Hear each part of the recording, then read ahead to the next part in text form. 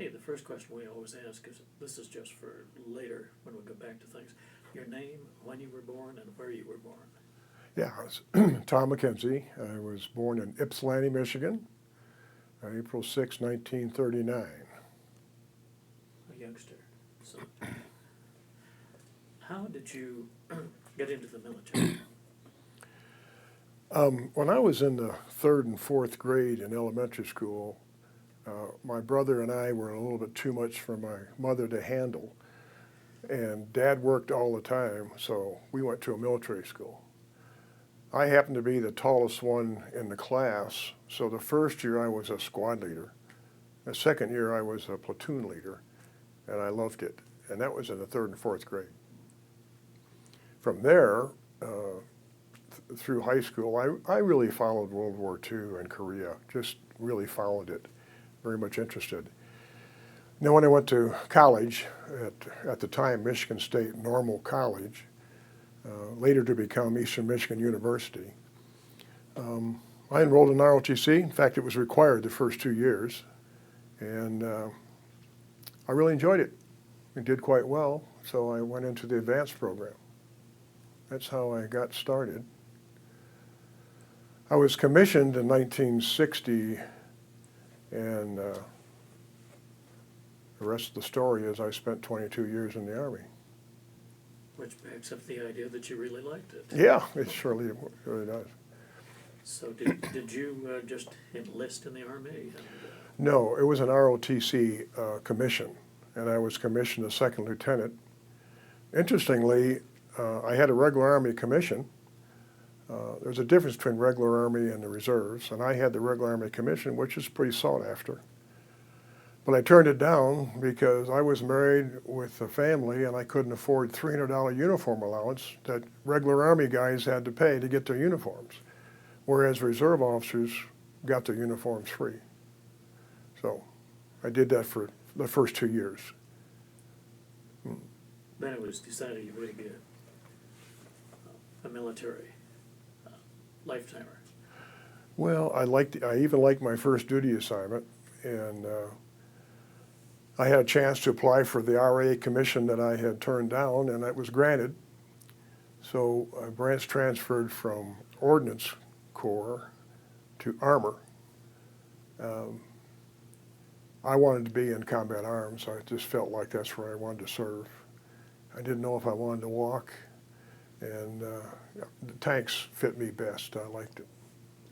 So after airborne school and regular Army commission, I went overseas to Germany. And my first tour in Germany was with a tank battalion, a company commander, and later operations officer.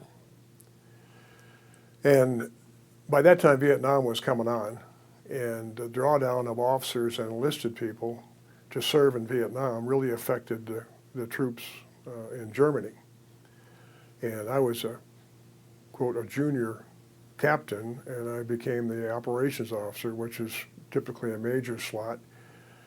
And it was a good assignment, it was.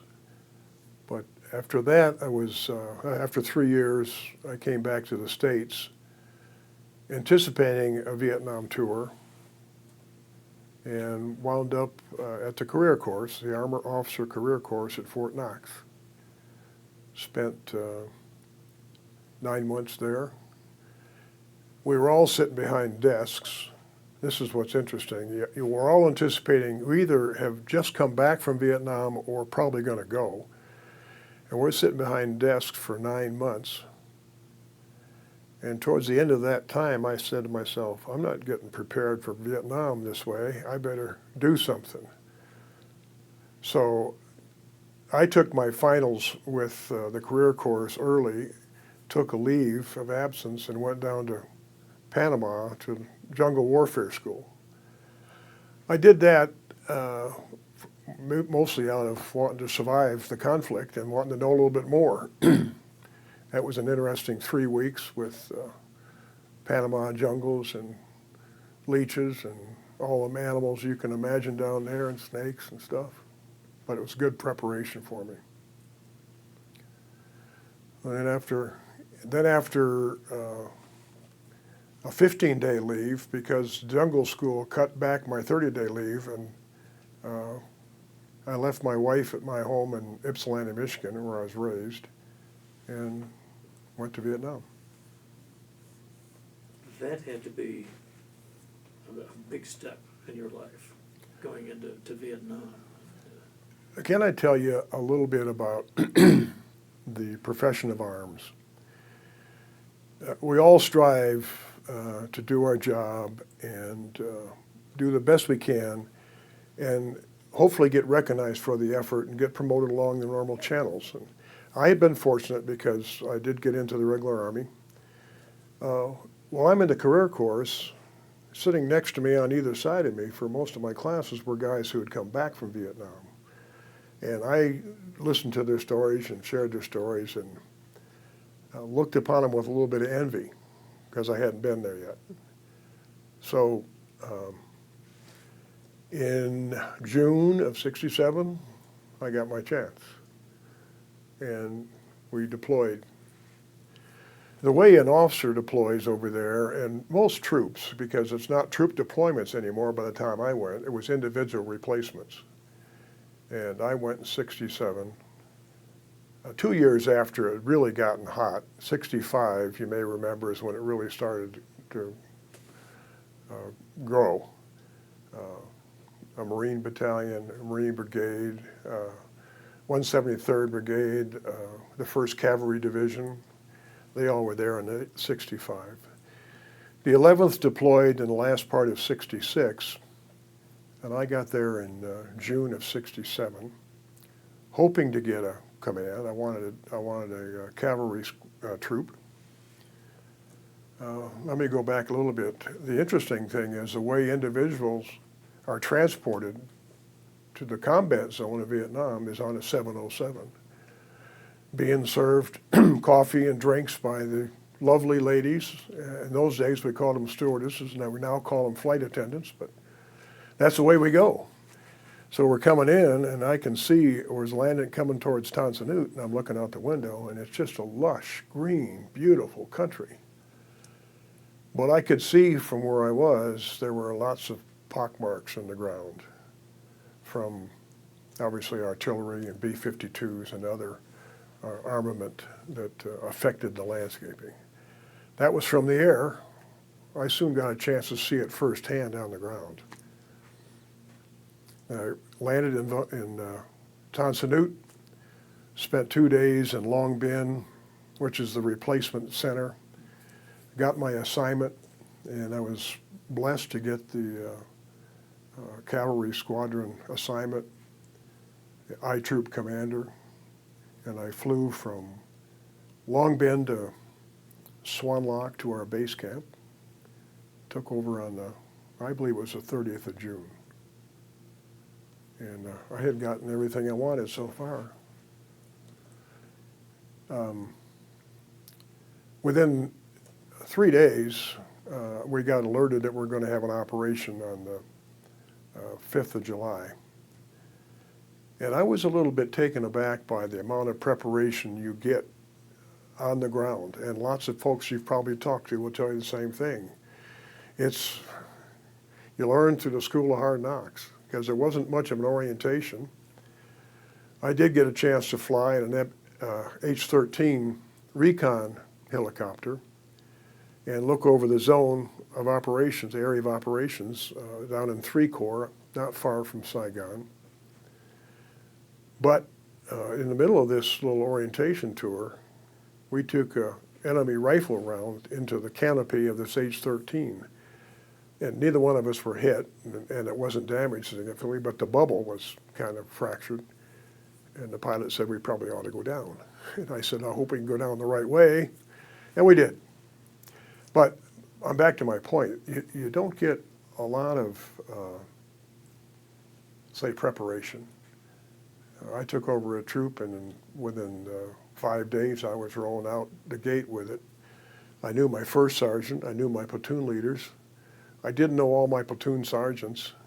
And I knew the equipment just from previous experience with it.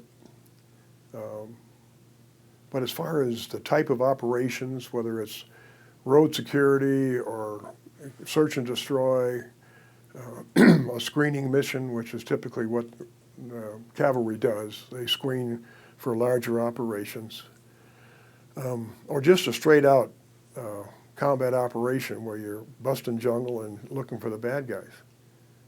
So you learn on the job. That's what happens. And it happens to the enlisted guys too. There's a little bit of an orientation for the troops, not much for NCOs and officers. That was a surprise to me. This is I Corps up here, the northernmost corps. The way the forces were deployed by corps, you had the Army and you had corps up here, not the typical corps you had in World War II or Korea, but it was called I Corps, and that was up in here. 2 Corps ran down here, that was in the highlands, out to the coast. 3 Corps probably came in right in here, around Saigon, up to Cambodia, Tay Ninh, and then 4 Corps would be down here in the Delta. They were different terrains, features, mountains and flatlands.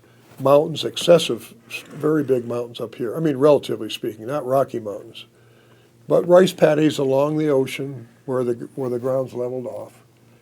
You talked about training in armor. You were probably training for combat in Europe against the Soviets and tank battles and World War II style combat.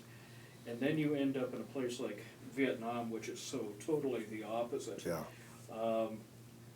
Did you get any kind of retraining other than the jungle course you had? And how did you have to adapt mechanized units in that environment based on what you've been trained for? Well, you're absolutely right. Armor had a big role to play in Europe, and that's what we were trained for. And there was a question whether or not armor would even be effective in Vietnam. Didn't get a lot of training with regard to how to employ it. There was only one other tank, but the tank battalion, 34th Tank Battalion, 1st or 2nd of the 34th, was the only other tank battalion in there. Now, each division had a little cavalry squadron where they'd have some of their own tracks, not many tanks. So the jury was out, but we did find ways to adapt, and you couldn't engage the enemy at 2,000 meters with your main gun because you couldn't see 5 or 10 meters. The NVA used tanks pretty effectively in the north, though, coming out of the mountains. And we could counter them, and did, as a matter of fact. But begging the question, no, we weren't, and I don't fault the Army for this, but we were not trained particularly on armor tactics in a jungle environment because there weren't going to be any. Most armor guys, when they go over, they wind up in a staff job, or they wind up in an infantry organization or something like that. I was lucky that I got assigned to an armor unit both times, actually. You'd studied different kinds of wars, hadn't you, prior? I had. I think it was a total surprise. We've heard so many people, and a friend of mine was just a soldier, but put him in a helicopter, and he dropped in a firefight. Oh, is that right? Mm-hmm. Right. And jumped out, and it was totally different from what he had an idea of. It was. As you know, those tours were typically 13 months. Sometimes you might get an early out, but not normally. And the troops that, as you're engaged in operations all the time, continually, they start getting worried about whether they're going to make it and get back. We all do, but I'm saying it's particularly hard on the troops, in my mind. So you tried to take that in consideration. If you were going out on an operation, you had some guys that were within, say, 2 weeks of going home. You tried to let them stay back. It wasn't an easy choice because other people would want to stay back as well. But so it was a different kind of war. 13 months, intense combat and operations and noise and everything you can imagine for 2-3 weeks at a time, and then back in your base camp where it's quiet, your beer is cold, you can get some decent food, and then you go out again. At least that's my experience. Yeah. And I think for most combat troops, that's the experience. What were the NCOs like, and the people, the soldiers that you had with you? Very good, honestly. These are the early days of NAM. This is before so many of the protestings really began to surface. And we can talk about that if you'd like to, because I've got some views on that. But my NCOs were top drawer. I knew one of them from Germany in my tank company, and coincidentally, he came over as an E6 staff sergeant and served with me. I don't remember what platoon. A lot of the NCOs later became what we called instant NCOs. They went off to a couple of weeks or a month or maybe, not very long, maybe 8 or 9 weeks, graduate, and they're just a 18, 19, 20-year-old draftee who wants to become a non-commissioned officer, or at least thought he did, and volunteered. And so then we had him over there. Can you imagine that these instant NCOs that have got 6, 8 months of service coming in and taking over a squad, and that's normally what it was. It was normally a squad. They'd be a 3-striper and they'd take a squad. But the attrition for non-commissioned officers was pretty dramatic. You lose them pretty quickly because they have to be out where it's at, and they have to look after their troops, and obviously lots of the NCOs get taken out. I was a troop commander in the 3rd Squadron, 11th Cav, Cavalry Regiment. A troop is the same size as an infantry company or RD battery, different numbers but comparable at the company, troop, and battery level. I had 3 line platoons. I had a weapons platoon. And the line platoons are all equipped with what we call Armored Cavalry Assault Vehicles, ACAVs. They had a 50 caliber cupola on top. It's actually the 113 personnel carrier, but they have a cupola on top where the commanders stood. That was me for one. And we had 2 7.62 machine guns on either side, and they had shields. These were all modified in country with the experiences that we had gained early to protect our troops a little bit better by putting some armor capability on the cupola. I also had a maintenance group, of course. We call them trails, the maintenance trails, logistic trails. These guys, if they could, would follow us. And if it was too intense, they wouldn't follow us, but they'd deliver supplies and food, etc., by helicopter. A tank is a different animal. In fact, we had M48 Patton tanks as part of the regiment. We had what we called the tank company. Let me go back and say, I had India Troop, I Troop. There was Kilo Troop, K Troop, Lima Troop, L Troop, and Mike Company, which was a tank company. And often you'd get tanks assigned to your troop from that company. And so you'd go out as a combined arms, you'd have your own capability plus armor. And those were the M48 tanks, 90 millimeter gun, heavy tank, 50 tons, 52 tons. And we like to use them in what we call jungle busting. When you're on an operation, rather than have to follow a trail, like the grunts had to do, or sometimes walk through the jungle, the tanks would take the jungle down. I mean, big trees, that big they could take down. Well, 6 inches, you could take it down pretty easily. And if it was standing by itself, you could take more than 6 inches. Interesting, that jungle busting capability, we called it, was very desirable if you were going to get resupplied with Huey aircraft, helicopters. No place for a Huey to land in the jungle unless you can find a little bit of a clearing and then clear the rest of it out with an M48 tank and have a place to go. unlike the grunts, infantry guys, when they're out in the field operating, they've got to find an existing clearance because they don't have the capability to take it down. Makes it different. I have a lot of admiration for the infantry and all that they did and all they went through. I mean, we had some troubles too, but we always had the security of an armored vehicle. After a day's operations, we could logger, we call it, in an area, throw some concertina wire out, barbed wire, and have some sense of security. Send out some listening posts and observation posts, maybe a patrol. So my regard for the infantry is they weren't that didn't have that kind of luxury that we did. The one drawback of having track vehicles is they do tend to attract attention. And they have RPGs, rocket-propelled grenades. The track that I inherited had a cupola, as I was saying, and it had a hole over here about the size of a $50, and it had a hole over here about 2 or 3 inches where a rocket had come right through the cupola. Unfortunately, the previous troop commander was standing in the cupola at the time. Didn't kill him, but it certainly ruined his day.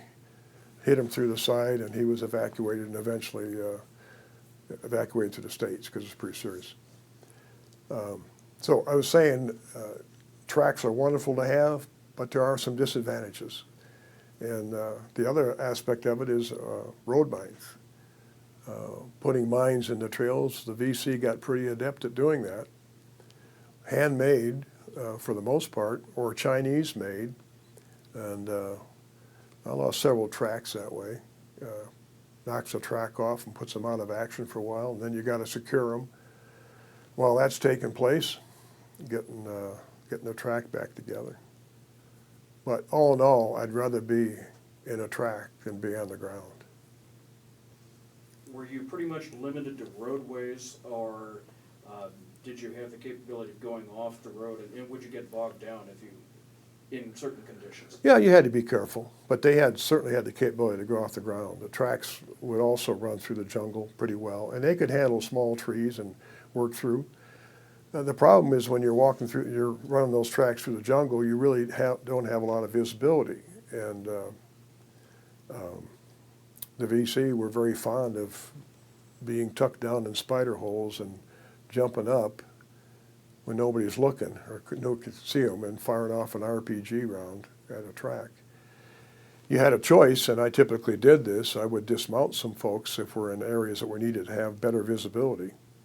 Put the walking troops in danger, but at least we could sustain a momentum and protect the tracks.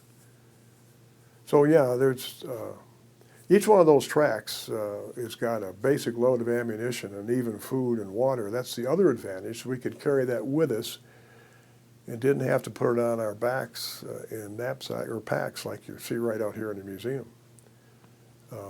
And they could carry more than their basic load of stuff, and typically did.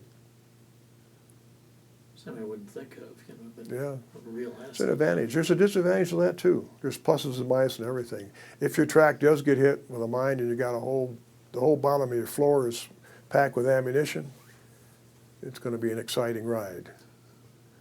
Yeah. How much communication did you have either with the bases that you were operating out of, or communications with the air units that could help you in situations when it got hairy? Sure. Every one of the commanders had 3 radios. I mean, you communicate back to the squadron on the squadron net. I had a troop net so I could talk to my troops. And then there was a support net, which was artillery or Air Force, if you needed to call without going through the squadron. Every one of those has got a separate antenna, so it makes the track look pretty obvious. You get down to the platoon level, they certainly have radios, but they only need to be tuned into 2 stations. They tune into the troop station, which is me, and they've also got a capability to call in support. So they have that net as well. But typically they have to switch channels as opposed to having an individual radio. All I had to do was switch from one radio to the next radio to the next radio to talk. It is a little bit confusing because there's squawk boxes, and you have your CVC helmet on, and you have a squawk box down the track. That's so the troops can hear. But most importantly, if people are talking on all three nets, it drives you crazy. You can't do it. So typically, when you sign in to a net or you make your initial call into the net, you listen first to see if there's anything being transmitted. Yeah, and talk about phenomenal equipment. We've always had that. We have that in Iraq, Afghanistan. We don't have it with ISIS because ISIS has got most of our stuff. They got turned over. But in any case, we've always been well equipped. The first tour, again with the 11th Armored Cav until I was wounded. And then with U.S. Army Vietnam, we're stationed right in this vicinity, just northeast of Saigon. I don't know if you can see these red marks there, but those represent small actions that I was involved in with the 11th Cavalry, to include the ambush that took place on this highway here, Highway 20, and where I got wounded in Tin Quan later on. All these actions, as I said, were small operations, troop size, squadron size, where you deploy in the jungle and you're deploying your platoons, trying to find the bad guys and secure villages and that kind of thing. Coming back, of course, U.S. Army headquarters, when I got back from Japan, was right here. They were fairly secure, in and out of Saigon, Long Bin. Once you start getting out 25, 30 miles, then it starts to the bacon gets to frying a little bit. But you had main roads between various divisions. I mean, up to Tay Ninh, Con Thien, Tay Ninh. Tay Ninh's right here. There would be action around them, but not necessarily in the cities, because they were pretty secure. Don't forget the ARVN had their own military structure. They had district and province teams, military. They had the Vietnam Army itself. And there was a tendency to secure the areas you lived in, as opposed to secure areas that you're not familiar with or in. Yeah, the VC tunnel complex was right here, and part of the Iron Triangle, which was in this general area here. And of course, it had immediate access to to Saigon. And this complex was a huge complex, in some cases four levels deep. When we visited the complex in 2010, my wife and I took a picture of her coming out, and I said, here's the latest tunnel rat, because she went down 3 levels. And I didn't have the nerve to go down more than 1 level, because it's so claustrophobic. But she went down 3 levels. They had hospitals in there, all of that. In fact, on our tour, the guide's mother was conscripted by the VC to become a medical doctor for them in the complexes, because she had homeopathic and village medicine experience. And she was soon sawn off, amputating legs and all this kind of stuff, according to her and her son. And we met her. She was just a delightful little lady, but she spent 5 years, consecutive years, in those tunnels. Anyway, that's the first tour down here. What's the geography around that? Is it flat? Is it hilly? Yeah, pretty flat. It doesn't get all the way up into Cambodia here. It's pretty flat. Jungle, rice paddies, lots of rice paddies, lots of rubber plantations. A ton. The Michelin plantation is about in this neck of the woods here off Highway 14. Then down here, of course, you're getting into the Mekong Delta. It's all water and swamp, etc. A lot of rice paddies. Along the coastline here, it's relatively low and relatively flat, but not something that you would engage in major tank battle in. Then, of course, you have the highlands, the mountain highlands that border Laos here, and probably end somewhere in here in terms of having any significant elevation. But they come down. Then I talked about Dalat up here. This is in the highlands, quite a ways from Saigon. You wouldn't drive that road, even in the daylight, without a strong escort. You wouldn't drive any distance on a road during the day unless you had some firepower with you. Short distances in a Jeep, you could do that from time to time. Tell us a little about some of the major operations, the battles that we've heard about through the television. Yeah, you wouldn't have heard of anything I was in. You wouldn't hear of the Outdrying Valley that the first cab was in, and or the battles for the in the Iron Triangle, although I operated in the Iron Triangle. The major divisions up there were the 25th Infantry Division, the 1st Division, and part of the 173rd Brigade, and also the 9th Division served around those necks of the woods. I didn't last long. I was out on road security and search and destroy missions probably half a dozen to 8 times in my time. And on one particular occasion, we were doing a roam plow operation, which was taking down the jungle on either side of the highways, taking them back 100 yards or so. A major operation, but you had to secure those big roam plows, they were called. You'd have 4 or 5 taking down a row of trees going this way. You'd have 4 or 5 on this side. And that I was particularly involved with it along Highway 1 and Highway 20. As I said, I didn't last very long. I got wounded in October of '67 while we were doing a roam plow security operation, and also out securing villages and looking for the bad guys, the VC. And on this particular occasion, I should go back a little bit to tell you that it is a risky business taking tracks down a highway, especially when the jungle is real close. And on the 21st of July, if memory serves, we were moving the whole regiment, the whole squadron, up to a deployment place, probably 50 miles from our base camp. And we're on a long road march, and we, in fact, were going up Highway 20. The lead troop got into and past the killing zone, and then the second troop got hit real seriously. I can't remember the body count or the KIAs on our part, but we lost a troop commander who was killed. When you're in a troop command vehicle, you got lots of radio antennas sticking up, and that's pretty obvious to the VC that that's where the commander is, and so they typically would go after them if they could. On this particular occasion, we were in a classic L-shaped ambush, thick jungle on either side of the road, so you couldn't see much at all, except see the gunfire, hear the grenade launchers, etc.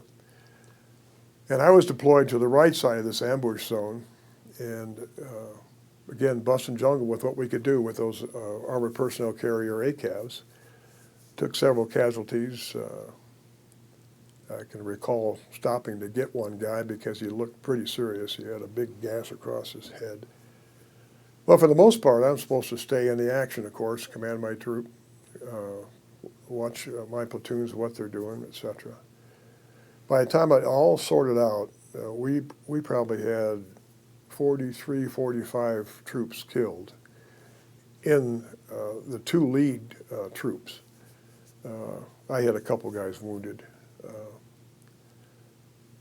But the body count on the other side was pretty astounding too. And some of the folks that have been to Vietnam will understand the term body count because you always had to justify your losses to higher headquarters. That's something that was talked about all the time. On this particular occasion, and this was a pretty serious operation, it was Operation Emporia. And when we lost that many folks, there was a big inquiry. And lessons learned. But we were able to call in a lot of TAC air and gunships because our regiment, which is the commanding organization for 3 squadrons, had its own air cavalry troop. We had our own gunships. We had that capability to immediately respond.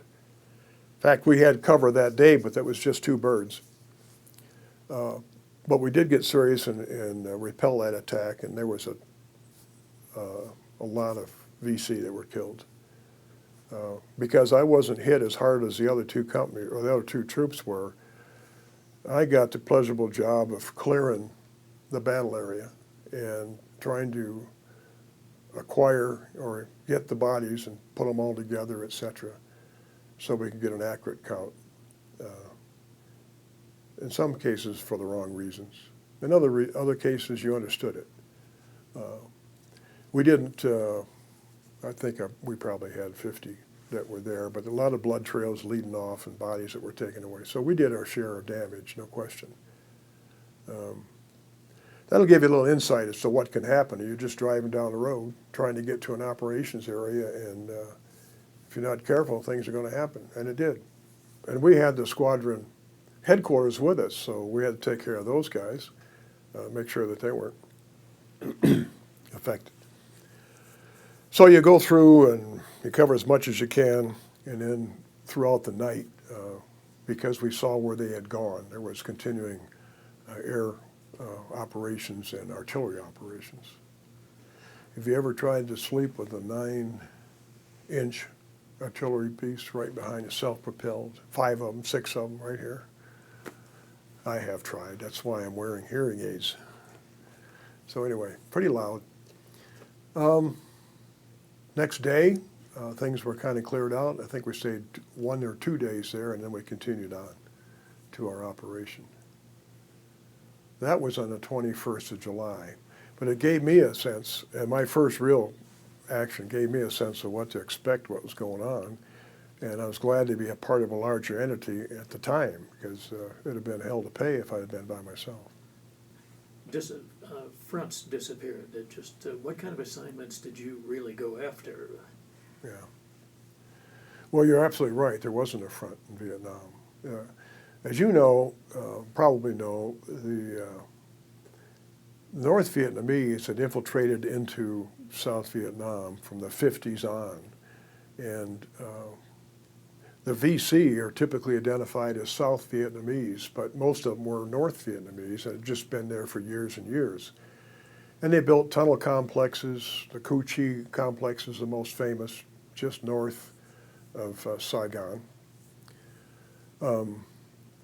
That's where that tunnel complex is where they were able to launch the Tet of '68 offensive from that.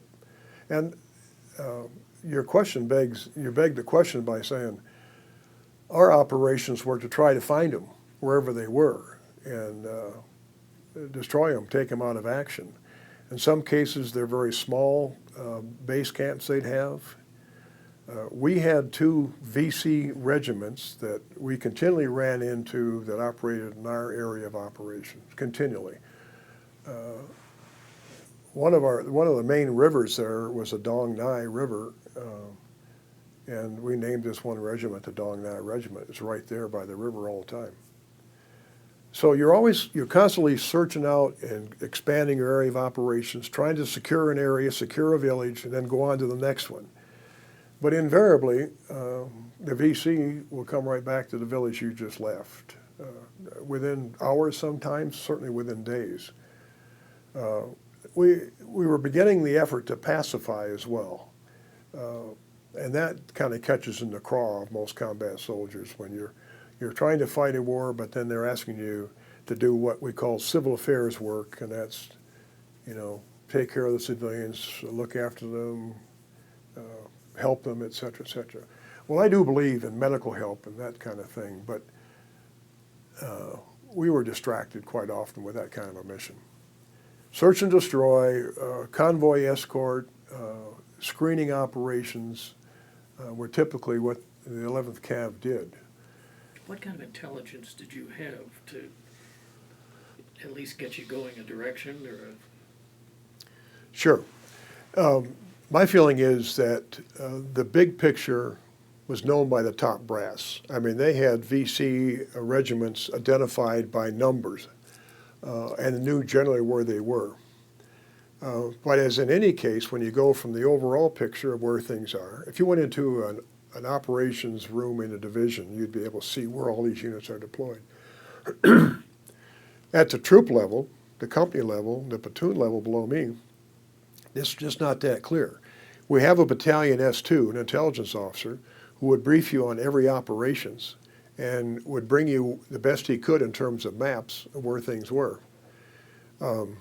We all had acetate covered maps so we could, copy down, write down where they thought the bad guys were. Intelligence is normally several days old and not actionable because it wasn't fixed like it was in Korea and World War II. You were alluding to that earlier. So the intelligence gathering, while it was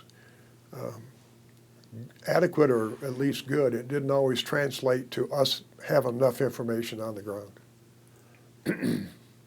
If you ever captured a Chuhoi, a guy that surrenders, etc., you could get some pretty actionable intelligence right there. And if we ever got one, and I got a couple in that time, the S2 would fly in. He'd get there right away and bring his interpreter with him, and just to make sure he'd get as much as he could get. Yeah.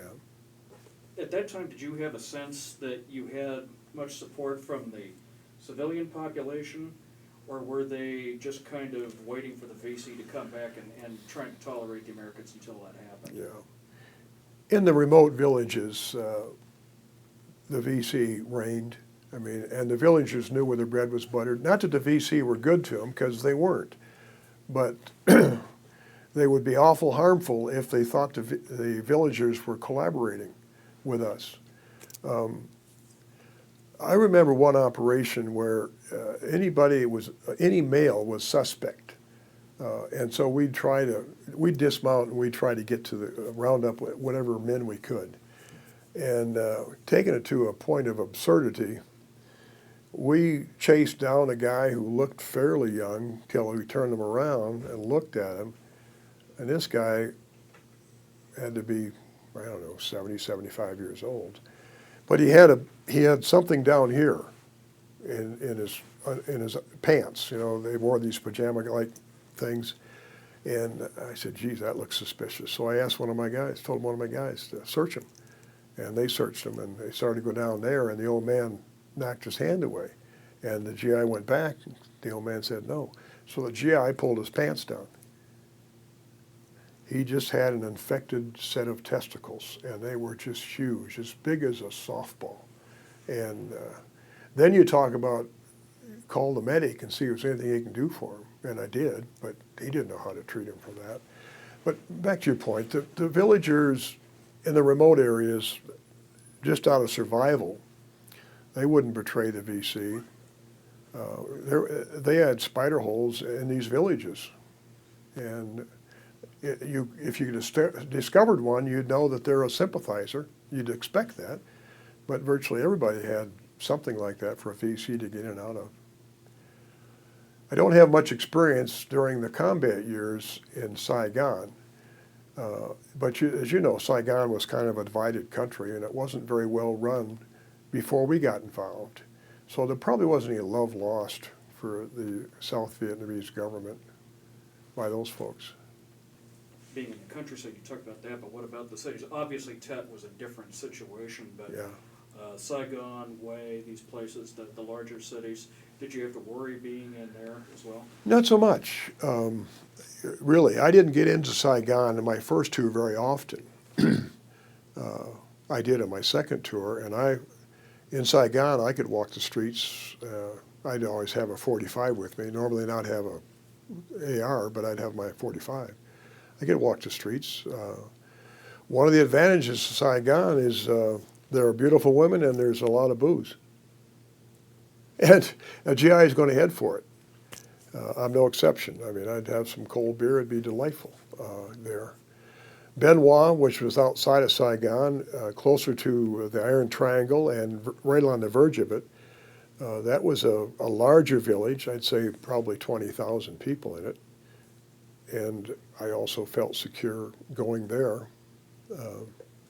You get farther out into the Iron Triangle, into the Michelin Plantation, up towards the Cambodian border, then you're going to watch yourself. The cities in the north, Hue, Da Nang, they were all pretty secure. They could all be subject to sabotage and artillery and things like that, but by and large, pretty secure. The closer you got to the South Vietnamese, men and women, the more friendly everybody was. And there was a lot of relationships going on in the country. You know the number of half American, half Vietnamese babies that have, if they made it out in '72. And that's also why so much of the Vietnam population gravitates towards America, the United States. You bounce back from absolute tedium and boredom to absolute terror, or else you're on your way to terror. The biggest thing I had to overcome was boredom in the troops, because they'd be in a firefight, or they'd be out in an extended operation, and they'd be up and down, up and down, up and down. But that's what they did. And then you go back to a base camp for a couple of weeks while things are refitted. Certainly we had clubs, so we had enlisted clubs, we had NCO officer clubs, we had things to do, we had movies, we had entertainment, we had that kind of thing. But all in all, the biggest takeaway for me, and I think for the troops, is the boredom. When you're not actually doing something, that you're just anticipating something. You know, you don't have a lot of books to read. I mean, they're there, but you're not doing it. I'm out in the bush, and I got really good at throwing a bayonet at a tree. When I got troops deployed, I got 3 platoons out, and I'm back here waiting for something to happen on the radio. I had probably 6 bayonets. I just carry around and I'd throw them at a tree and try to get where I could stick them. I got decent with it, but that's that aspect. The troops, in some respects, I should say I was older when I went over there. I mean, I was 28 when I got there. And compare a 28-year-old to an 18-year-old in terms of maturity and what's what. And they had their friends, they did. I mean, they had their buddies, and they stayed together, the crew stayed together, they drank together, they fought together, and they existed together, they shared the same misery. I didn't have that, and I'm not saying I regret that, but I'm a captain, you know, and I got some lieutenants, but I really don't even associate much with them, except, you know, to command and just command them in that aspect. So there are no other captains around, there's no other buddies around, so when you're out in the bush, it's a different story. I got to be real good friends with my first sergeant. There's no rank between a captain and a first sergeant. You better not. There better not be, or you won't get anything accomplished. And he was in and out of my operations a lot because I would send him back on a bird to do something back there. If we had to write a letter of condolence, I'd ask him to draft it up and then bring it up to me. And I'd also bring some cold beer when he came, if we could. Yeah, and even my second tour with the advisor, although I saw a lot of the country with this, my counterpart, it drags, time drags just a tad. You think about your family, you're writing letters back and forth, and it's hard to get letters to you when you're out in the bush. You know, they just don't come as regularly. Was it difficult to keep morale up for the guys that maybe had been there for several months and maybe hearing about what was happening at home and maybe starting to become a little disillusioned with what was going on or not being able to do things that they needed to? Yeah, generally it was hard to keep them up. But on the other hand, the American soldier is when he has all the right reasons. So we had a combination of draftees and we also had volunteers. And as you know, reflecting on what we've got now, it's all volunteers. And our Army then doesn't begin to compare with the Army here in terms of professionalism.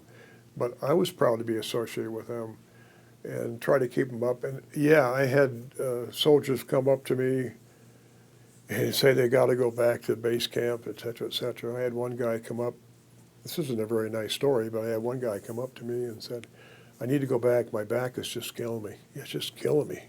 I said, the only problem with your back is that yellow stripe down the back of it. I grabbed him and I said, you get back out there and don't come back here. And that's not a nice thing to say, but that's what I did. But I've had others that needed to go back and we sent back, but not this guy. The 11th Cav gained a significant reputation early because of all the firepower they had in one organization. Regiment was a pretty strong, very powerful organization. George Patton IV took that regiment over in 1968, towards the end of my tour. And he really expanded because he brought squadrons that had been sent off to other operations, brought them all back together. He insisted on being able to fight as one force.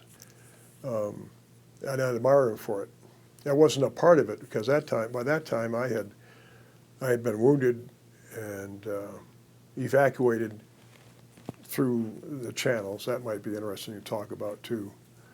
But I want to give you a sense of the operations, and we'll come back to that. Patton wanted his regiment to work together and have all three squadrons at his disposal with his own cavalry troop, with gunships, etc. And he was successful in doing that.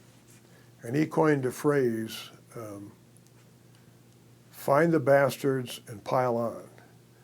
He was just as much like his old man, you know. He just was straight out there soldier. He'd fly in, he'd land in the middle of a firefight. Didn't have any hesitation about doing that. The interesting thing about Patton, and I hope this doesn't go to Washington, is George Patton IV. I knew him when I was stationed as a staff officer at U.S. Army headquarters after I'd come back from Japan. And he called me in his office one day. He said, Mackenzie, I understand you with the 11th Cav. I said I was. He said, well, you don't have any damn patches in the PX. Do you have any patches that you can give me? And that started a friendship, actually. And certainly I gave him all the patches I had. And he went off to command that regiment and really established a great reputation for the unit. Never mind for himself, but for the unit.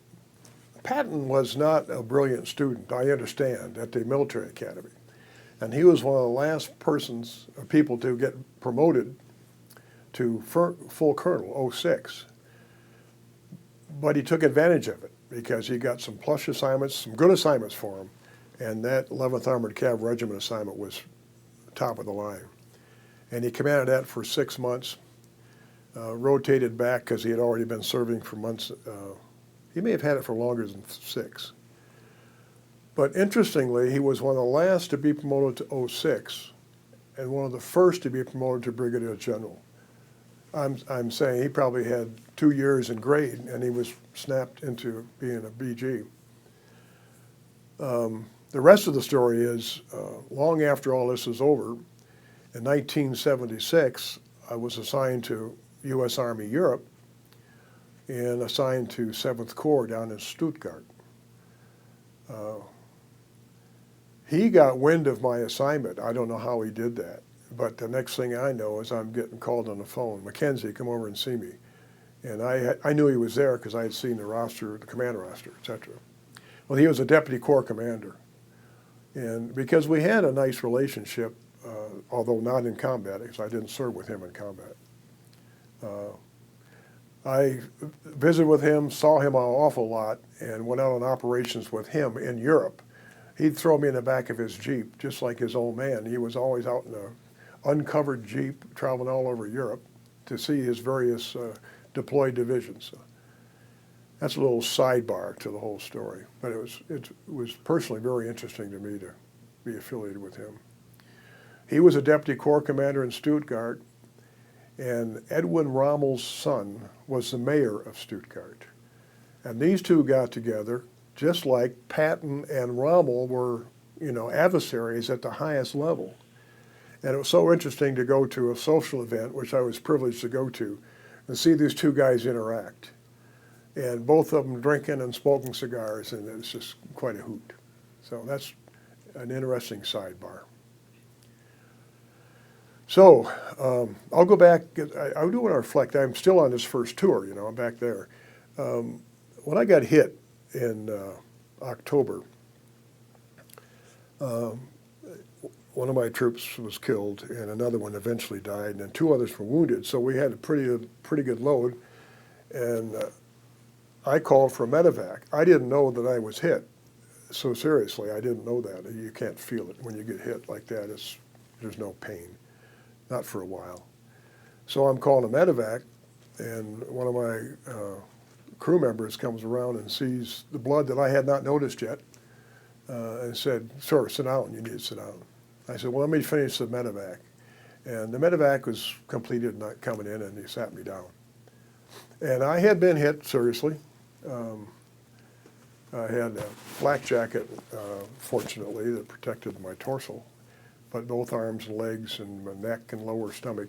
When I'm laying there being treated by our medics, and they're top drawer guys, again, I'm not in any pain, but he shoots me with a shot of morphine anyway. So they evacuated us on the Huey. Those birds were wonderful. They all had a medical crewman, and we put all 5 of us on that, and got us back to the 93rd Evac Hospital, which is outside of Saigon, and it's called an evacuation hospital, just like MASH in Korea. And what they do is they stabilize you, they treat your wounds, they debride them, they take out the shrapnel, they do all the immediate stuff that needs to be done when someone's been hit, wounded, trying to stabilize them. Obviously, blood transfusions and all of that.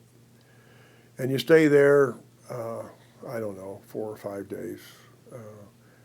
And then from there, you're evacuated to a surgical hospital where they see whether or not you're going to need surgery there at that site, or whether you need to be further evacuated. And in my case, they couldn't do much in terms of repairing the wounds, so they sent me back to Japan. And I spent 3 months in Japan, coming back. And I'm not talking about myself as much as I'm talking about the process. I hope you understand that, and anybody who sees this tape does. Because I applaud it. I am just astounded by the professionalism of the medical corps and all they do. I'm evacuated from the 7th Surge on my way to Camp Drake, which is in Zama, Japan. And I haven't had a bowel movement since I was hit. I mean, this is real stuff. I mean, this is what happens. I haven't had a bowel movement, and I'm laying on the lower berth on a stretcher with IVs and all the paraphernalia. And I had to go to the bathroom in the worst way. So I called a corpsman, not a corpsman, yeah.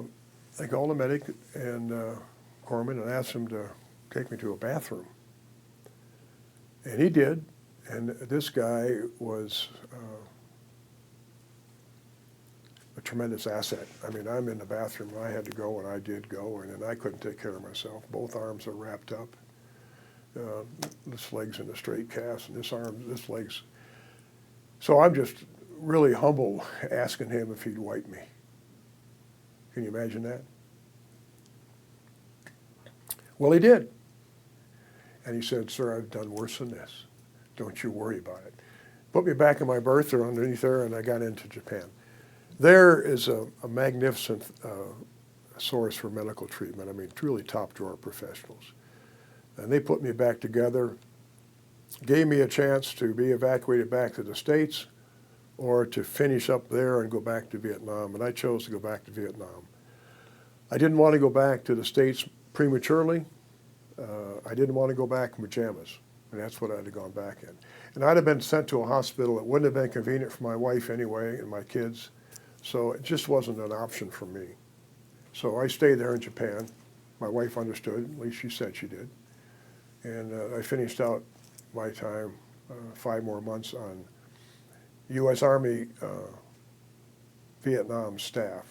That's where I was working for Patton. I got back just in time for Tet of '68. Got back in country around the 25th or so.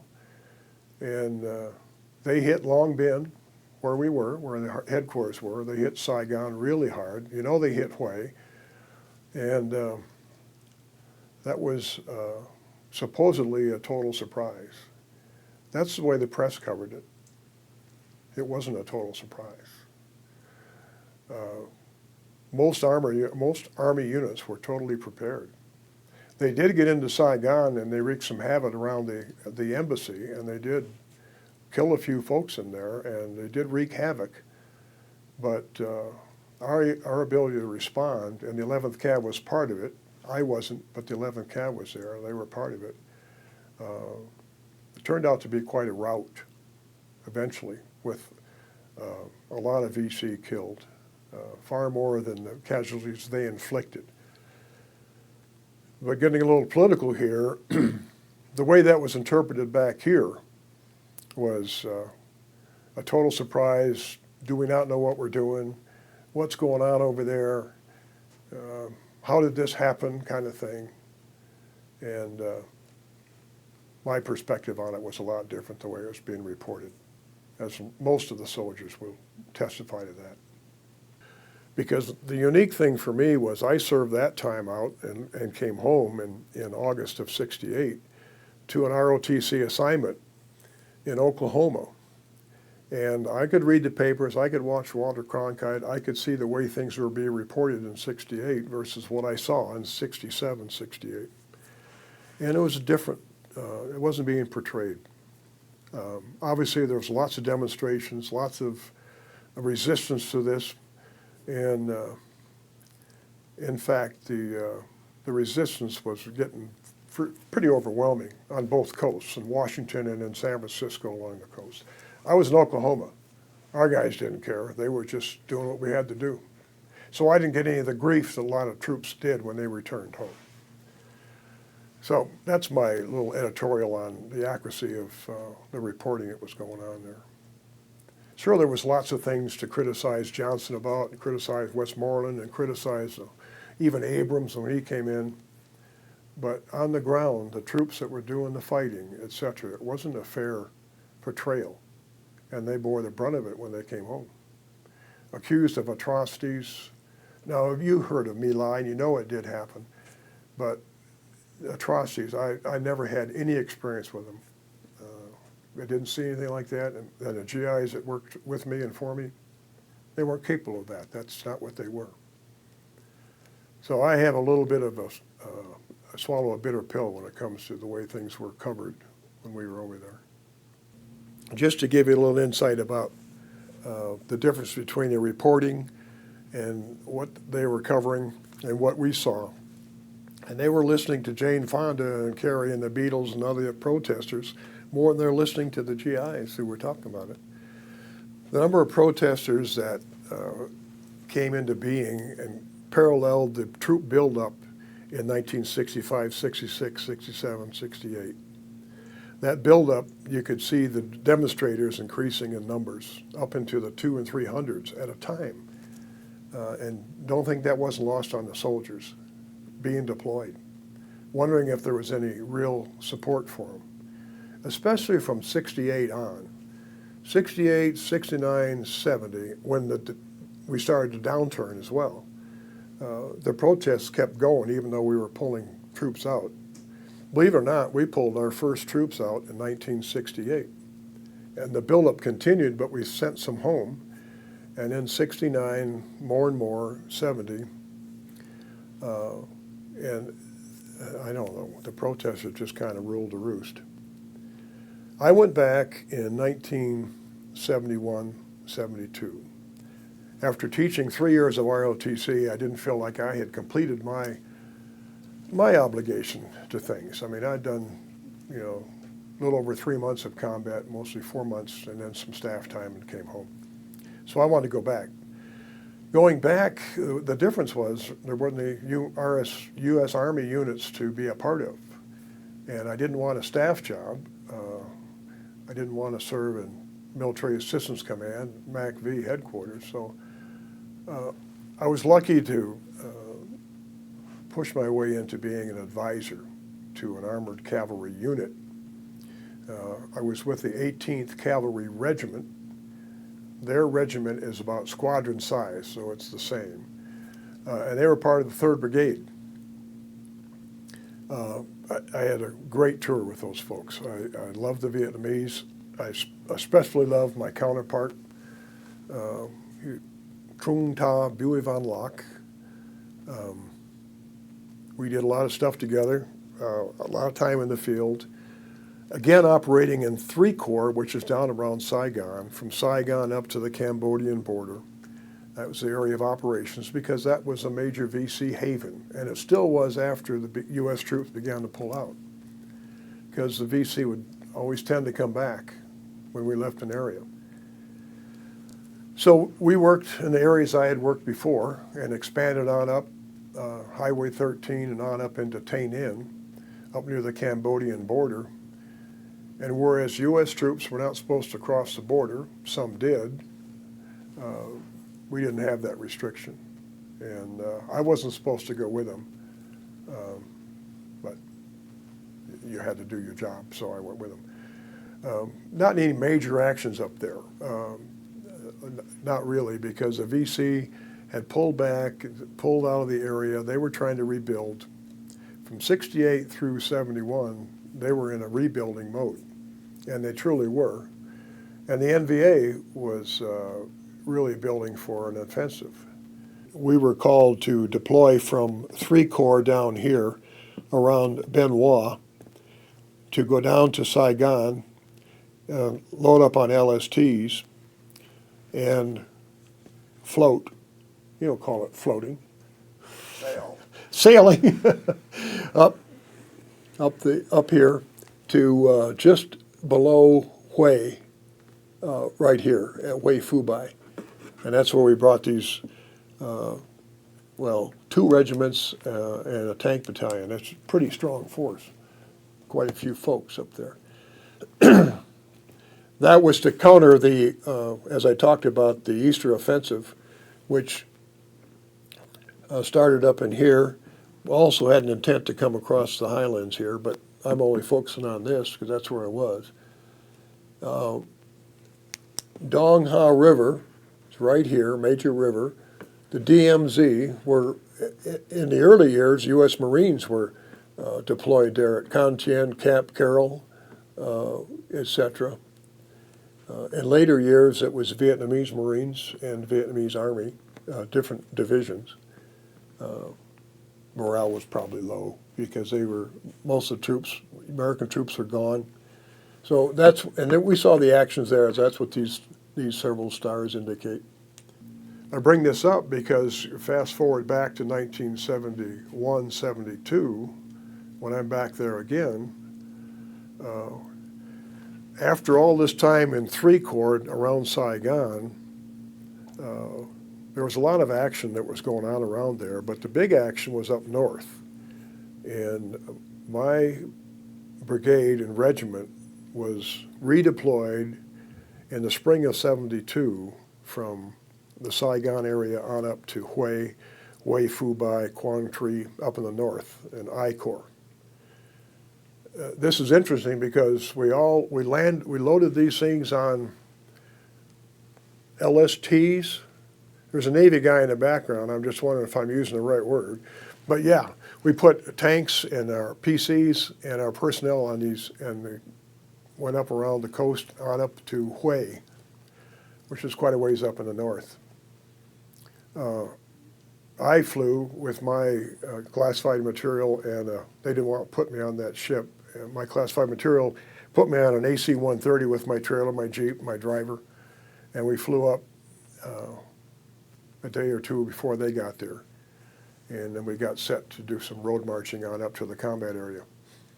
Their first plan, dating back to '65, was to come down the Ho Chi Minh Trail and cross Vietnam in the highlands, separating the northern part of South Vietnam and the southern part. And they were going to cut across. And at that place, it's only 70 miles from border to the ocean. And they were going to try to do that. That's why Lyndon Johnson sent the 1st Cavalry Division over there, a Marine contingent, serious Marine contingent, the 173rd, to stop that 1965 offensive. We did, and we did stop it. Interesting about that is we road marched from Hue all the way up to near the DMZ, probably a distance of 60 miles on Highway 1. Hue had originally been really damaged, destroyed virtually in Tet of '68, but it was being rebuilt, and it was pretty stable.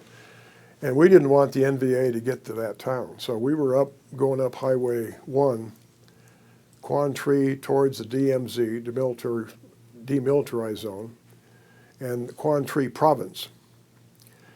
Well, this offensive that took place in April, May of '72 was called the Spring Offensive. And it's the same plan that they had in '65. They wanted to cut the country in half. They wanted to eliminate the threat up in the north and slowly but surely take control of all those areas. And that offensive was pretty tremendous on the part of the NVA because they had infiltrated and they had armor, they had tank battalions, they had grunts, troops, artillery in the mountains, and they kind of ran roughshod over what was only Vietnamese divisions and Marine divisions because U.S. Army was gone. I kind of viewed my assignment with them as being in South Vietnam to help turn the lights off because there weren't very many of us left. Well, that offensive was pretty successful. They got across the Dong Hoa River. They got into the northern part of South Vietnam they leveled Quan Tri, which is the province headquarters. The rubble was about as tall as I was. That's all there was. There wasn't anything bigger, higher than that. And it was pretty much a rout. Several of the Vietnamese divisions were routed. The Ranger group was routed. The Marines, Vietnamese Marines. And you can understand because they had been used to fighting and having some air support and artillery support and have a chance. And as this wore on, the U.S. Air Force was gone. The artillery was gone. The only thing that we had available to us was naval gunfire. And as we deployed up there to try to counter this offensive, we got as far as Quan Tri, couldn't go any farther, and then got into a knockdown drag-out with the NVA. I can't identify their units. I can identify some of their equipment because it was real close. T-54s, tanks, PT-76 amphibious tanks. As a matter of fact, after about a week up there, steady bombardment by the NVA onto our positions, and the only thing we had to counter it was naval gunfire. Didn't have much of anything else. We had some ARVN Air Force. They tried to do what they could do. But it became clear that Quan Tri was going to sink and it was going to fall. Sometime around the 2nd of May, we got an order from MACV headquarters, Military Assistance Command Vietnam, to evacuate all the visors, pull them out. And they said it's such and such a time, such a location, there'll be 2 Jolly Green Giants come in from the Navy offshore and pull out about 30 advisors in our area. And sure enough, they came in. I didn't feel right about that. I knew that if I left, my squadron that I was advising were done for. They had had serious damages anyway, lost most of their tanks and most of their tracks, but we still were a cohesive unit. So I told my commander on the advisor side that I wasn't going to go. Humorously, my operations sergeant, who was in the track right down here, and I was sitting up on top of the track. He said, yeah, we're going to go. And I said, no, we're not going to go, Sergeant Hughes. And I kind of put my foot, lightly on his head and pushed him back down in there. And it was a serious moment, but after his actions in that retreat, he was glad he stayed. And my actions, we got us out of there. My counterpart, Buey von Locke, said, today's the day we're going to die. This guy had been through a lot of combat, a lot. I mean, 10 years of steady combat. He was awarded 2 U.S. Army Silver Stars, or Defense Department Silver Stars, and that's not something you normally award a foreign national. But he had 2 of them, and I liked him a lot. So anyway, he said, this is the day we're going to die. I said, Billy, you tell me this too late. I could have got on that helicopter. Anyway, he spoke great English, and we had a good time about that. I mean, you still have to have your light moments. I said, no. Last time I heard that was reading in a book, and Sitting Bull said it, that this is a good day to die. I mean, I said that right to him. He says, I don't know who Sitting Bull is. But I said, I'm doing a map reconnaissance, and I'm saying we can get out of here. We got capability in these tracks to ford streams, to go through rice paddies, and to do what we have to do. The tanks might have a problem. There was only a couple tanks left. So he agreed with my plan, and he agreed with the route, and we just kind of took off. And I'm sitting there on the front of this thing with a map telling the driver where to go as best I could. Not a lot of clarity on the maps, but in any case, we got going where the artillery really lightened up, and when it did hit us, it hit rice paddies and detonated in the ground underwater, and it didn't do any damage. We did come over a hill, and there was an enemy tank there. It was a PT-76, a light tank. It has a 76 millimeter gun, and it fired at us. And luckily, we had an M41 tank right behind our command track, right behind us. This guy fired, and it went right by. Didn't hit us, went right by. And this tank engaged him and took him out. Caught him right in the turret. Caught the thing, separated the turret, knocked out the engine, and killed the crew. So we're continuing on our way, and then my counterpart says, let's stop.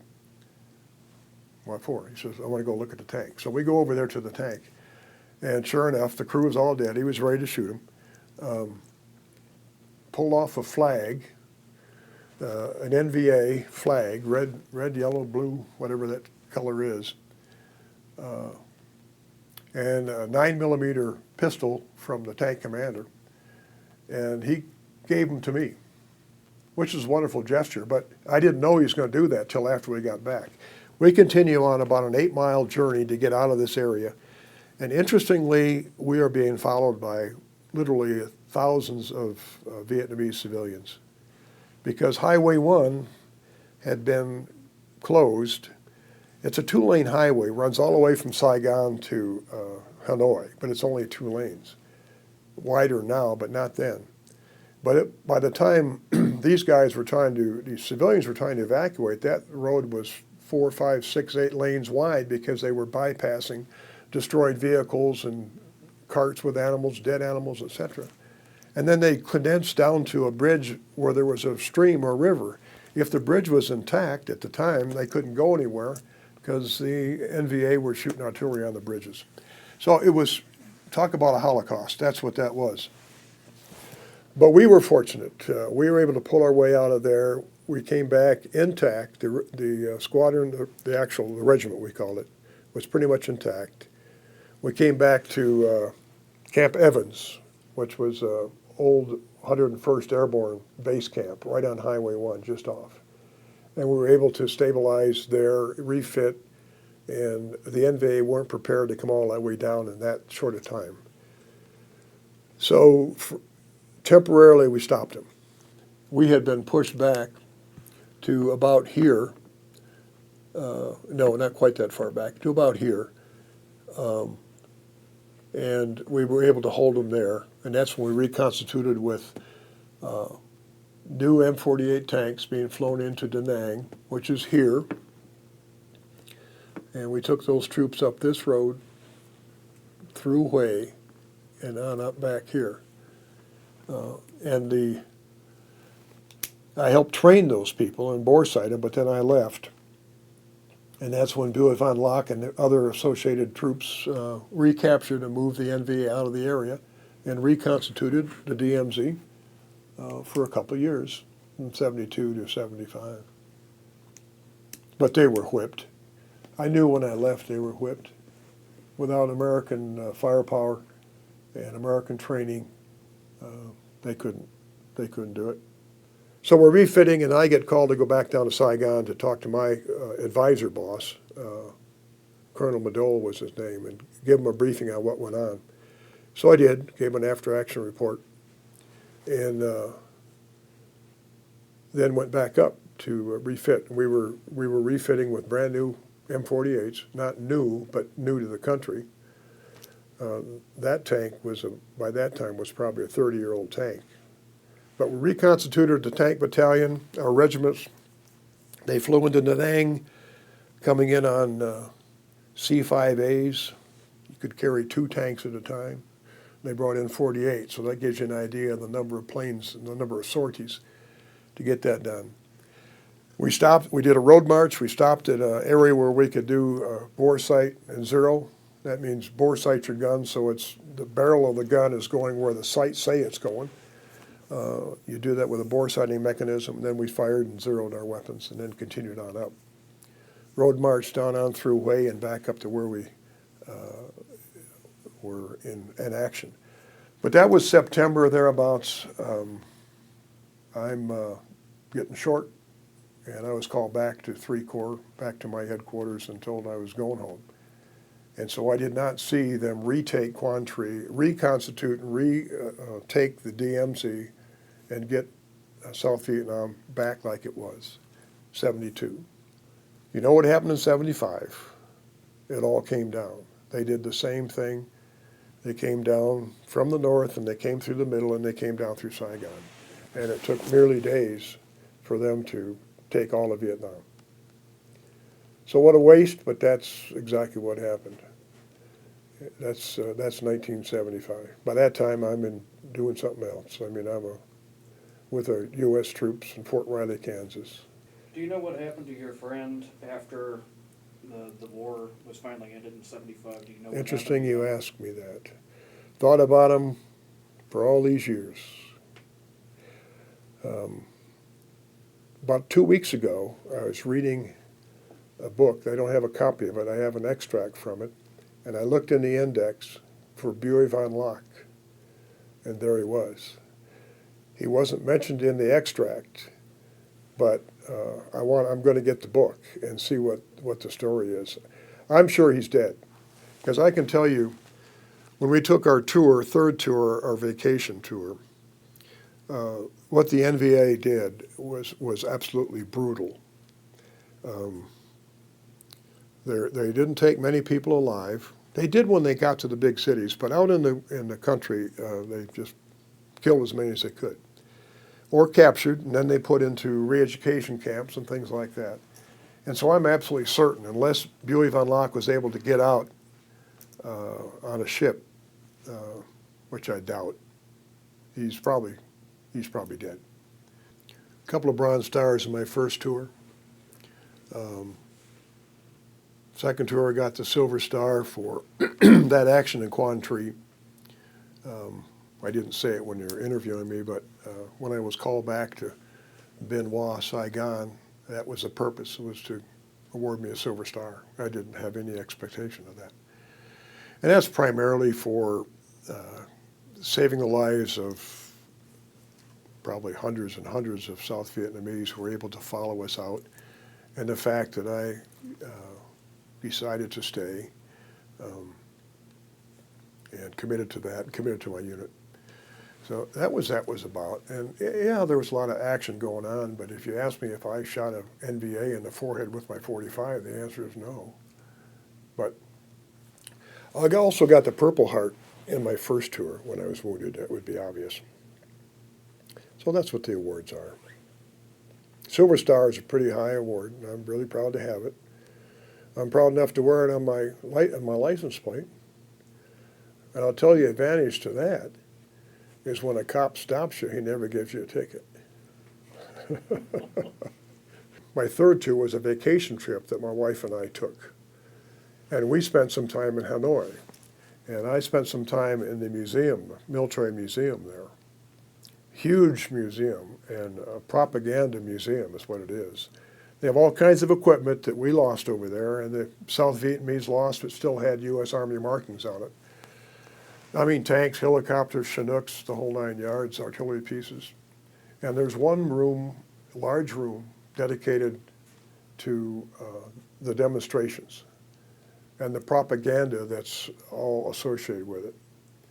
And your friend and mine, Jane Fonda, was right there. The Beatles were there. John Kerry was there. Hard to criticize our current Secretary of State, but he was anti-Vietnam big time. Anyway, all that propaganda just makes you sick. And you go and you know how many Navy ships, U.S. Navy ships were lost in Vietnam? Well, there were 2, but they're talking about a couple of hundred Navy ships that were destroyed in the Tonkin Gulf and all around, and it's just not true.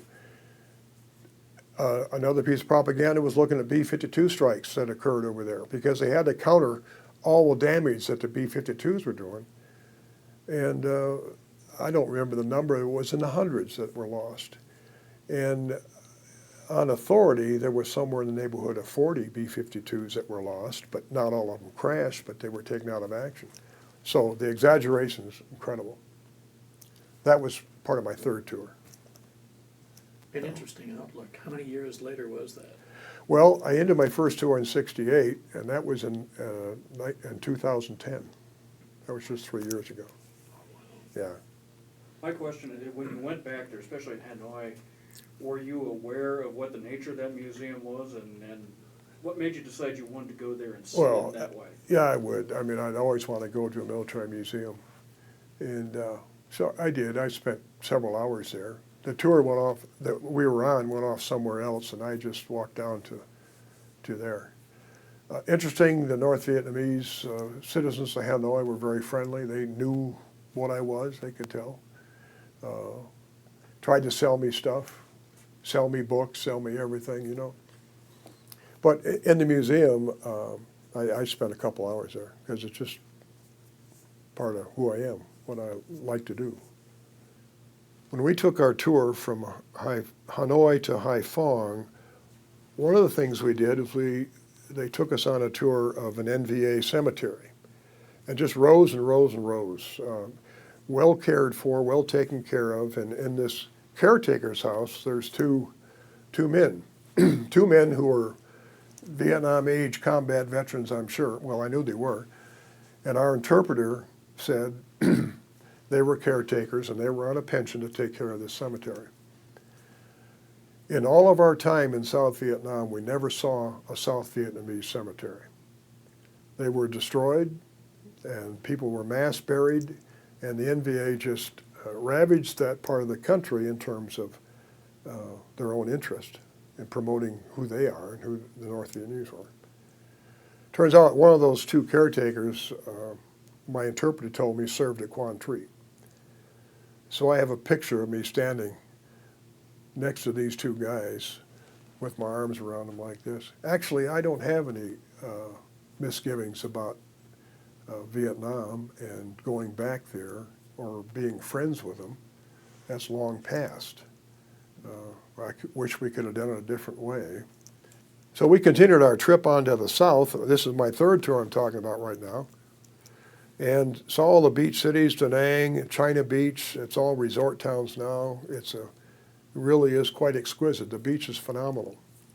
I can't think of all the names of the towns. Cam Ranh Bay, we were there. We flew into Cam Ranh Bay and then took a bus around Quy Nhon. Took a bus up to Dalat, which is a French provincial capital.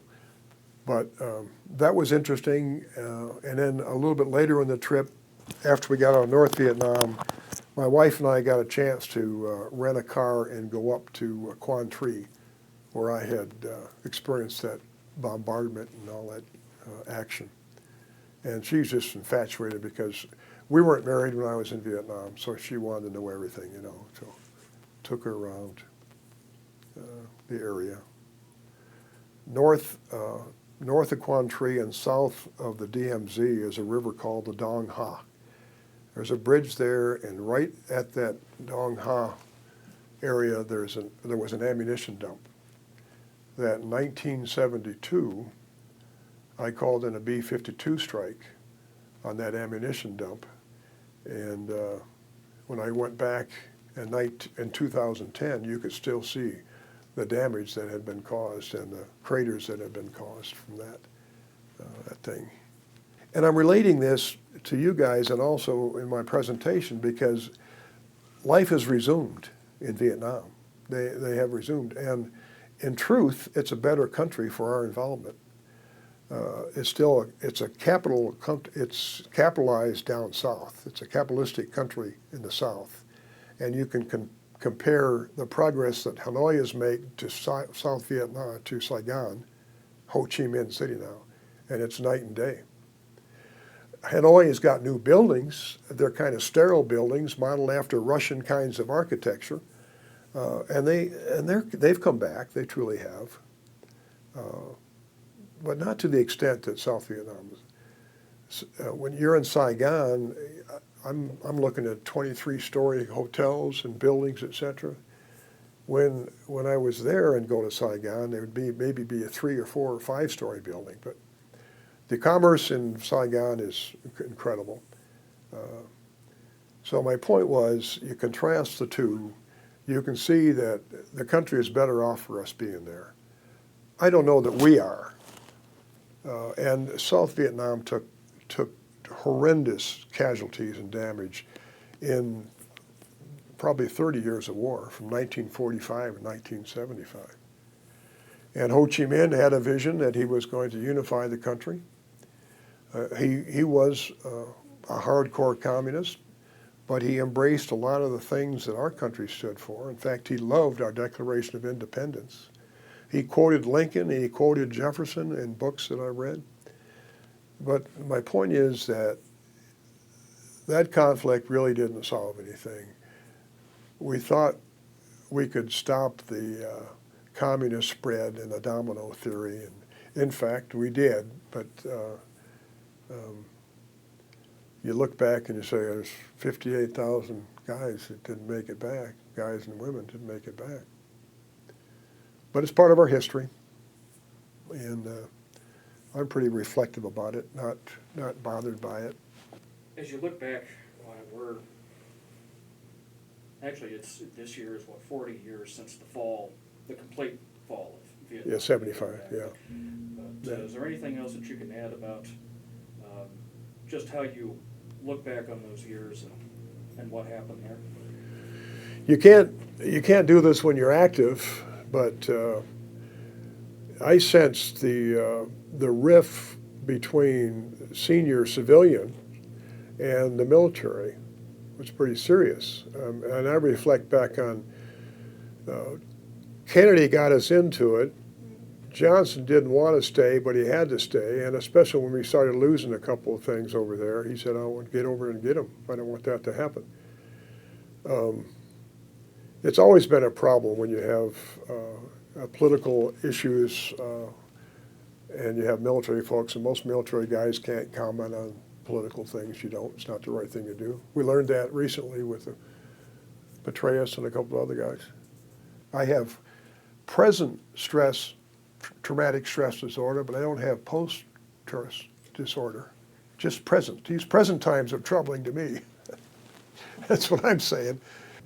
I regret the outcome of the war because, as I say in my presentation, we were 2 days away from winning the war.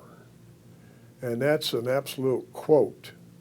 I just want to read you something from General Giap. General Giap was a commander of North Vietnamese soldiers, the North Vietnamese Army. And he said, what we don't understand is why you Americans stopped the bombing of Hanoi. You had us on the ropes. If you'd pressed us a little harder, just for another day or two, we were ready to surrender. It was the same at the Battle of Tet. You defeated us. We knew it. We thought you knew it. But we were elated to notice your media was helping us. They were causing more disruption in America than we could ever do on the battlefields. We were ready to surrender. You had won. That was published in his memoirs just a couple of years ago. And we all had that belief that we could have won that war.